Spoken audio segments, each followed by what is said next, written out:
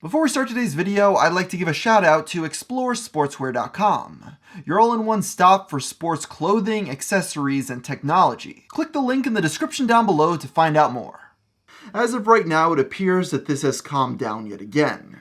I wouldn't be surprised if in the future a third round of drama will start involving lawsuits against those who leaked naked photos of Jared, or more clarity on if and when any minors were involved with this tomfoolery. It's crazy how sometimes, just when you think a story is over, a new bombshell is dropped in to blow things up wide open again. After months of silence, ProJared has come back from the dead with a 42-minute video made to clear his name once and for all. In this upload, he's requested others to spread the word and clear up misinformation, so here I am today to do my part. Before we get to that, however, let me give you a very brief refresher of what had went down in the spring. To start off, Jared announced that he was leaving his wife Heidi with the support of fellow YouTuber Holly Conrad. Heidi then makes a claim that Jared had been cheating on her with Holly. Then others began to share naked pictures of Jared online that he had shared with them on Tumblr. Next, he was accused of sexting not only adults, but two minors, which made things even worse.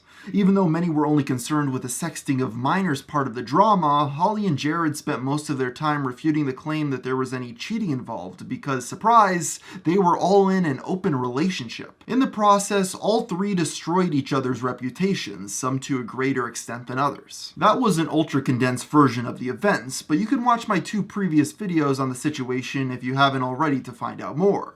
But since I last discussed this subject, things have become pretty quiet. Until this week, when Jared finally came back to make a very convincing case that both of the minors that accused him of sexting them were lying. Let's first take a look at the case against Chai in Jared's own words. Chai's accusation was that the things I supposedly did happened between March 2016 and May 2016. Chai also states that he has no memory during this exact same period and hallucinations continuing until August 2016. My word was that I don't remember ever talking to this person, recognizing them, or finding the behavior that they described as something that I would even do. I ask you to draw your own conclusion here. Did this actually happen? The fact that Chai never came forward with any more substantial evidence or verification to support his claim on top of his mental problems leads me to feel that we should be very skeptical of any of the claims he provides unless he has substantial proof. But on top of Chai, another person by the name of Charlie also made similar accusations against Jared. We now finally have some more light shined on this case as well. If Charlie would have shown the very start of our messages, you would have seen where Charlie lied. Every single part of Charlie's allegations against me hinges on the belief that I didn't know their age and or didn't ask. I did ask their age, and they lied. After this, Jared goes on to deny the allegations of creepy behavior at events and the claims of infidelity. But as many of you probably agree, the thing that was most concerning were the ones involving minors, which I feel at this point haven't materialized into anything credible to make the claim that we are dealing with a predator. In the aftermath of Jared's upload, Heidi has rebutted Jared's claims on if what he did was technically cheating or not. But at this point, I still stand by the fact that all parties involved in this love triangle have extremely dysfunctional personal lives and we'll never know 100% who's telling the truth, if any of them are at all. Also, in ProJared's video, he appeared miffed that channels covering the drama simply went off of his, Holly's, and Heidi's public statements rather than reaching out to him directly for comment. So for this video, I took him up on that offer and reached out for an interview to get his side on some of Heidi's latest tweets, as well as a few other unanswered questions. He has yet to respond to my request. The main thing I really want to know is why he took so long to properly defend himself on the major accusations like James Charles did back in the spring. Actually, I think now would be a really good time to bring up that controversy surrounding James, and how he dealt with it in comparison. For those that don't remember, only a few hours after Heidi came out with her statement against Jared, the YouTube beauty guru James Charles was accused of his very own predatory behavior by a close friend.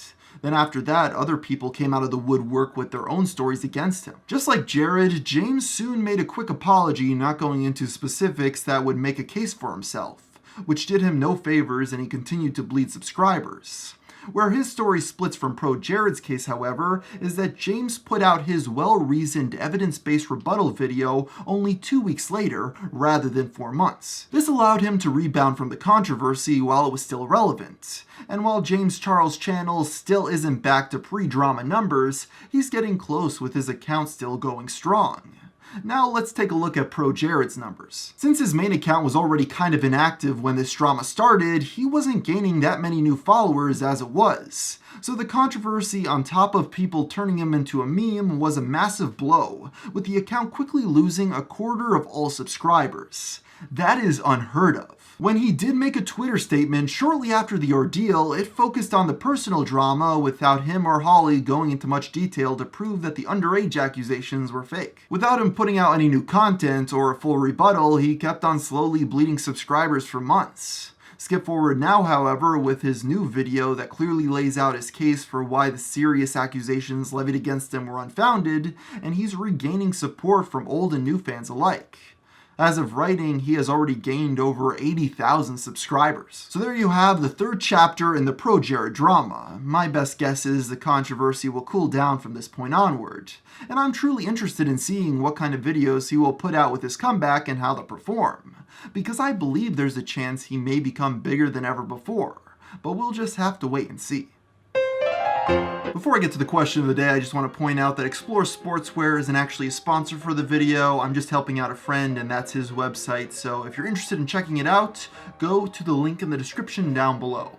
Anyway, on to the official question of the day, which I feel I haven't done one of these in a long time because I've been pretty good about getting sponsorships. Anyway, somebody wants to know how I feel about all these new subscription services starting up and if this is turning into cable.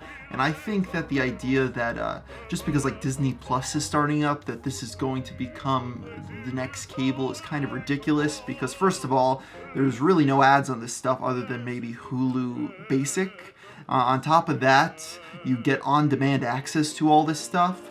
And thirdly, the quality of the content is much higher than cable was. That's the thing I don't think a lot of people appreciate is about 10 years ago, before Netflix started making their own original programs, 99% of stuff on cable were trash reality shows, whereas on these new premium online membership services, you're actually getting quality series that continue on each and every episode, and it's not like just the Jersey Shore or Pawn Stars. So while yes, there's more services out there to pay for, each and every one of them is putting more money into making original shows to convince you to sign up for them. Because of that fact, I just don't think it's fair to accuse these companies of being greedy. They're all just trying to make it work in the new system. But that being said, I have a feeling that in a couple years, the winners will be revealed, which I believe will probably be Disney Plus, Amazon, and Netflix, and all these other ones like CBS, All Access On Demand, and a couple of these other ones that are popping up are going to fail, and any of the programming that they do have will be sold off to the other ones. So it started off with only Netflix, then it's expanded to 10 different people trying to get you to subscribe, and then eventually it'll go back down to maybe 4 or 3 dominating players in this industry, and those are the ones you have to pick and choose from. So yes, we're kind of in a harsh patch right now where it's going to expand, but eventually it will stabilize and it will probably be back down to around 3 services. So that's kind of what I think. I don't think it's something that you should be concerned about or get angry at or threaten that you're just going to pirate all your stuff over. It just means that more money is being sunk into high quality programming, which I think is a good thing all around. So I'll end the video here, and until next time, thanks for watching.